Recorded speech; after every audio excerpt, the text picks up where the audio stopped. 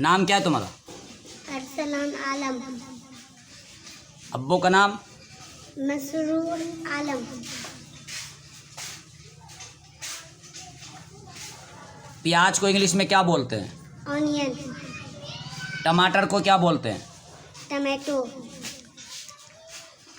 पानी पीने वाला जो गिलास होता है उसको इंग्लिश में क्या बोलते हैं? टम्बलर।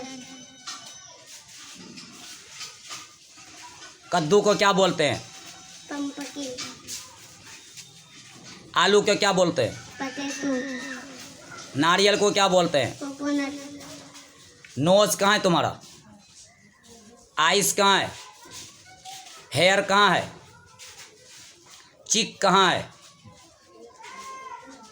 कोई हदीस सुनाओ तो। हदीस नंबर 1 अलिल नूरुन इल्म रोशनी है। हदीस नंबर 2 अस्सब्र जियाउन सब्र उजाला है। हदीस नंबर 3 अल मुस्लिम व कुल मुस्लिम मुसलमान मुसलमान का भाई है।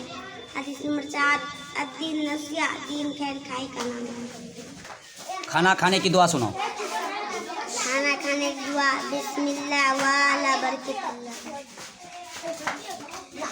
कुछ तकरीर वगैरह याद है? कुछ सुना सकते हो? हमारा दीन इस्लाम है। कुरान हमारी किताब है। अल्लाह के सिवा कोई माबूद नहीं।